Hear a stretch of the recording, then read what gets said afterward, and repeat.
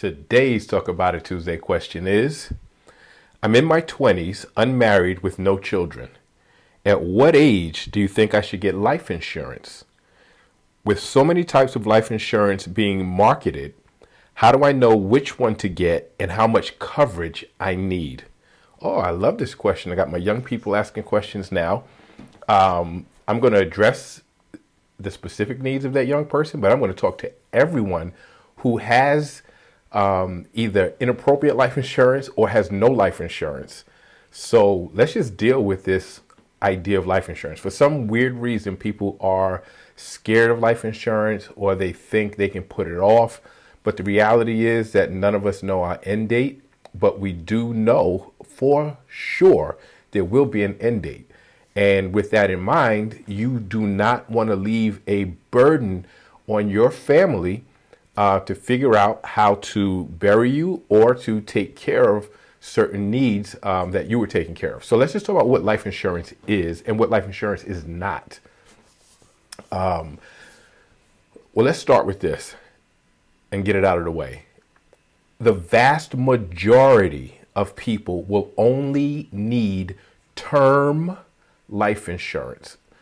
Term life insurance is rarely marketed because it is the least expensive, least bells and whistle, give you the most coverage for the least amount of money, and the insurance companies make the least amount of money from it, and insurance agents get the least amount of commission on it. As a matter of fact, they probably don't even get a commission on it, so they won't push it to you at all. And I don't care if it's your cousin who's selling life insurance, your good friend, they are trying to get the highest commission, and the highest commissions are on these fancy named whole life type policies, universal index life, or blah, blah. All that stuff is pure garbage. All you need is term life insurance. Now, there are a few people who will not qualify for term life insurance, who will require a whole life insurance policy.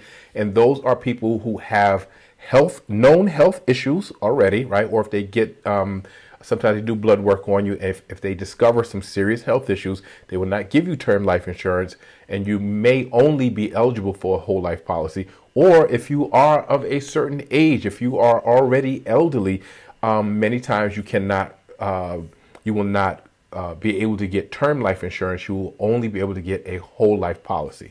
Whole life policies cost a tremendously higher amount than a term life policy, right? So let's just deal with this. So what is a term life policy?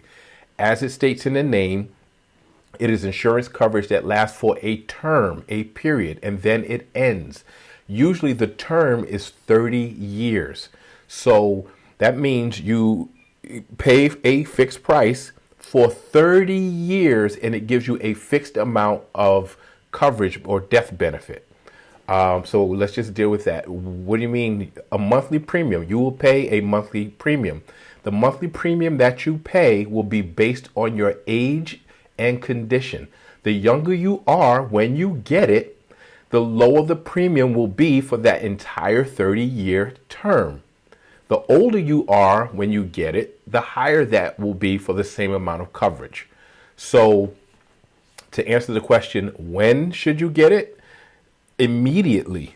As a matter of fact, those of you who have children should adjust your insurance to get a rider to cover your children also. And people might be asking why? Why would you need coverage for a child? Because unfortunately, sometimes children pass away and you do have to bury them. I'm not saying to get a large amount of coverage, and we'll get to the amounts a little later, but everyone in your family, everyone who is alive, should be covered in a term life insurance policy. So we said the premium is the monthly payment that you pay, and that will be dictated by your age and condition. After the 30 years is up, that premium will either remain the same and you will get a lower coverage, lower death benefit, or you can keep the same amount of death benefit, but the premium will go up based on your age. I'll get to why that doesn't matter in a minute.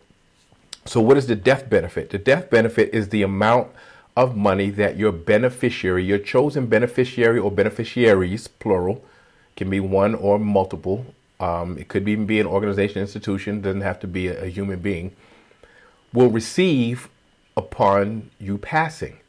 So how do you determine how much coverage you need? So this person says they're unmarried and they have no children. Okay, so that means whoever is responsible for taking care of your final arrangements, your burial, that should be your beneficiary, and you only need enough to cover a decent burial, which a decent burial is about $10,000. So you only need about $10,000 coverage. As your life situation changes, once you get married, you'll probably change the beneficiary. As you have children, and you are an income earner, you might change the death benefit. And so why would you change the death benefit to more than just being, enough to cover your funeral? Well, if you are a major income earner in your household, so let's say after taxes, your contribution would be $50,000 to the household income annually.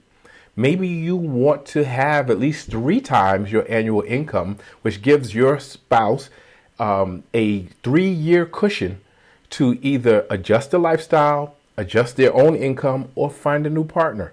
So that would allow them, your family, not to suffer, right? So cover the cost of your burial, plus allow your family not to suffer as they transition to a different lifestyle or to replace the income that you were providing prior. So you might want to stretch that out. You might say, I want to give them 5 years cushion. And if you were, again, a $50,000 contributor after taxes, then maybe you stretch it out to $250,000. Maybe you want to give them longer. That's up to you, or more, right? Annually. So maybe you want to give them 5 years and $100,000. So $500,000 coverage. But that's how you determine the coverage, right? It's based on the needs. So what is life insurance not? It is not an inheritance. You should be building assets along the way to transfer wealth through an asset. Life insurance, passing people money is not intergenerational wealth, because when you give people money, they spend it. Passing assets is the name of the game. So instead of putting extra money into a premium, you should be acquiring assets, stocks, bonds, real estate, all kind of other assets that you can transfer the wealth to the next generation. It is not a bank to borrow from. If you, those whole life policies where they say they build cash value, it takes years, by the way, to build a little bit of cash value. And it doesn't have any value really, because if you borrow against it and you die without having paid that money back, the death benefit is not there. And you can get into a situation because after about 20 years or so, they take the money, the cash value, to start paying the premiums, and you could outlive them paying the premiums and have no coverage at a point. So it is not an inheritance. It's not a place to borrow from, and it is not an investment.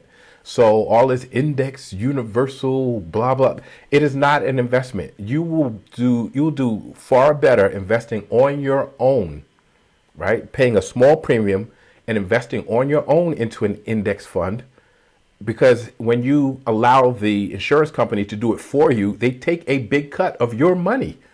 That makes no sense when all you have to do is open a brokerage account, get an S&P 500 base index fund, and just put whatever, 75, 100, whatever, 200, whatever you pay for that index, just dump that in there and watch this thing grow, with compounded growth over years, and it is yours, and nobody else will take a cut of it.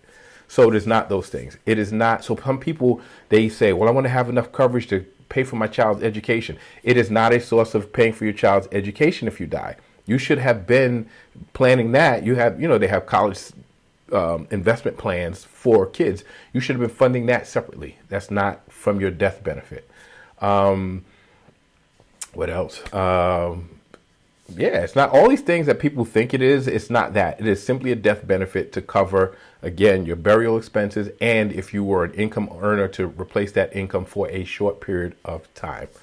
So I guess to wrap it up, all these fancy things and all this garbage you keep hearing from these fake gurus on TikTok and all these other places about, you can, borrow from your own money, be your own bank. You're not borrowing. You're not a bank, and borrowing from it, again, means it's not available. You can borrow from real banks. You can borrow from real creditors. You can borrow against your brokerage account. You can borrow against your own real estate. You can borrow against any asset that you have, and use that as collateral. You do not borrow from your life insurance because it will not be there if you borrow from it and you die. So hopefully that, to tie it up, wraps it up. At any age, you need life insurance. Term life is pretty much what 99% of people require. And the amount of coverage is based on where you're at in your life.